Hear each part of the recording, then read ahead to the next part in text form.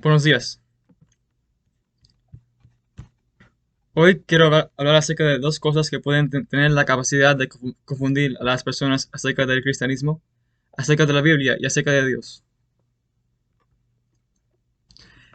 Em, la primera de esas dos cosas son el ejemplo del cristianismo en otros. Desafortunadamente, la realidad es que no todo el que se dice ser cristiano en realidad es cristiano y no necesariamente se comportará como un cristiano. Esto es mostrado bastante claramente en la Biblia. Por ejemplo, en Mateo, en capítulo 7, verso 5, no todo el que dice, Jesús está diciendo, no todo el que me dice, Señor, Señor, entrará en el reino de los cielos, sino el que hace la voluntad de mi Padre que está en los cielos. Así que nos enseña que no solo si alguien llama a Jesús Señor, significa que realmente le sigue, o que realmente hace la voluntad de Dios. Y también en la historia puede ser que oímos de líderes que se llamaron cristianos y que supuestamente hicieron cosas en el nombre de Dios. Yo no he estudiado mucho la historia, pero he notado que desafortunadamente a veces hoy en día el cristianismo se considera como si fuera asociado con cosas como la discriminación, la conquista de tierras de gente indígenas y el imperialismo. Por ejemplo, estuve investigando y encontré que en el año 1493, un papa llamado el Papa Alejandro VI escribió un documento que decía que si exploradores de un país cristiano descubren una tierra en que ya hay gente de un país cristiano, los exploradores no pueden tomar esa tierra. Pero si descubren una tierra ocupada por personas que no son cristianas, según el documento, los exploradores tienen el derecho a esa tierra. Y son historias como esta que pueden dar mala fama al cristianismo.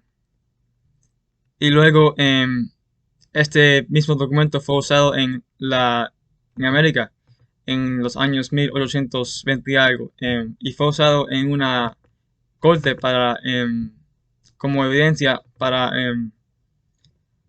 soportar la idea de que, y para concluir que entre ellos, que los agentes indígenas no tenían el derecho para, em, para tomar tierra como de ellos mismos. Y no tenían derecho a tener tierra. Y estas historias pintan una mala imagen de lo que es el cristianismo. Así que lo que quiero decir en cuanto a esto es que alguien que se llama cristiano no necesariamente hace lo que Jesús enseñó. Y si tú quieres saber cómo la vida cristiana se debe vivir y quién en verdad es lo que Jesús quiso para sus seguidores, entonces el mejor ejemplo está en Jesús mismo y en sus palabras. Y ese ejemplo está en la Biblia. Y está en lo que él enseñó. Y entre las cosas que Jesús enseñó y quiso que sus seguidores hicieran están el tratar a los demás como uno mismo quiere ser tratado. Está el no juzgar a los demás y está la misericordia y el amor. Por supuesto, el reino de Dios no es una institución humana, em, como plenamente por humanos, que aunque se puede llamar una institución cristiana a veces, pero no siempre hacen lo que Dios quiere. Y el cristianismo verdadero significa seguir a Jesús. La segunda cosa era tomando lo que dice la Biblia fuera de contexto, que también puede dar una mala impresión de lo que es el cristianismo y del carácter de Dios. Un ejemplo de esto es cuando la Biblia habla acerca de la ira de Dios. Tales partes de la Biblia, si son tomadas fuera de contexto y sin suficiente investigación, pueden llevar a alguien a creer que Dios es un ser iracundo que se enoja fuertemente, fácilmente. Por esta razón y por otras cosas también, es importante tomar lo que dice la Biblia dentro del contexto, tomando en cuenta, por ejemplo, la situación histórica que estaba ocurriendo mientras ese libro fue escrito y tomando todo lo que la Biblia habla acerca de algo, no solo un versículo o pocos versículos. Por ejemplo, aunque la Biblia dice lo siguiente en Salmos 34, verso 16. La ira de Jehová contra los que hacen mal, para cortar de la tierra la memoria de ellos. También dice la Biblia en Salmos 145, verso 8. Clemente y misericordioso es Jehová, lento para la ira y grande en misericordia. Y hay muchas otras citas bíblicas que hablan de esto, pero puse estas dos para dar ejemplo.